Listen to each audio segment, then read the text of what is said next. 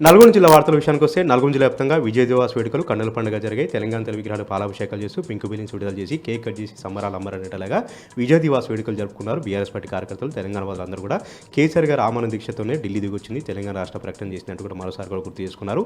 10 ఏళ్ల కేసీఆర్ గారి పాలనలో సబ్బండ వర్గాలు కూడా సంక్షేమంలో వడిదిల్లాయి. ప్రతి ఒక్కరు కూడా సుఖ సంతోషాలతో ఉన్నారు. కేసీఆర్ గారి నాయకత్వమే తెలంగాణకు శ్రీరామ రక్ష అంటూ మరోసారి గుర్తు చేసుకున్నారు బీఆర్ఎస్ పార్టీ నాయకులు.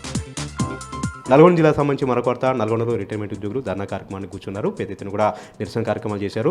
రిటైర్ అయ్యి లేకుండా ప్రభుత్వం వేస్తున్నట్టు కాంట్రాక్టర్లకు వేల కోట్ల రూపాయల బిల్లులు విడుదల చేస్తున్నారు. కానీ చిన్న అమౌంట్ ఉన్నటువంటి తమకు మాత్రం బిల్లులు విడుదల చేయకుండా ప్రభుత్వం మనోవేదన గురి చేస్తున్నట్టు కూడా వాళ్ళు వాపోతున్నారు. పిల్లల పెళ్లిలకు ఈఎంఐలకు బ్యాంకు లోన్లు కట్టలేక అప్పులు చేస్తున్నామంటూ కూడా రిటైర్మెంట్ ఉద్యోగులు కన్నీరు పెడతా ఉన్నారు.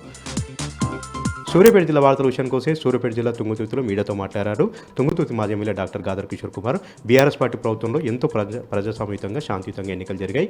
ఇప్పుడు ఉన్నటువంటి కాంగ్రెస్ పార్టీ ప్రభుత్వంలో మాత్రం అడుగడుగున ప్రజాస్వామ్యాన్ని కుని చేస్తూ ఎక్కడికక్కడ రౌడీజంతో దౌర్జన్యంతో ఎన్నికలు జరుపుతున్నారంటూ కూడా ఆయన ఆగ్రహం వ్యక్తం చేశారు. పల్లెల్లో కాంగ్రెస్ పార్టీ నాయకులు దౌర్జన్యాలు చేస్తూ దాడులకు తెగబడుతూ బీఆర్ఎస్ పార్టీ నాయకుల్ని భయభ్రాంతులకు గురి చేస్తున్నారంటూ కూడా గాదర్ కిషోర్ కుమార్ ఆగ్రహం వ్యక్తం చేశారు. ఇప్పటికైనా సరే ఎన్నికల సంఘం కల్పించుకోవాలి. రాష్ట్ర ఎన్నికల సంఘం అదేవిధంగా పోలీసులు కల్పించుకొని పల్లెల్లో ప్రజాస్వామ్యంగా శాంతియుతంగా ఎన్నికలు జరిగేలాగా చర్యలు తీసుకోవాలని గాదర్ కిషోర్ కుమార్ డిమాండ్ చేశారు.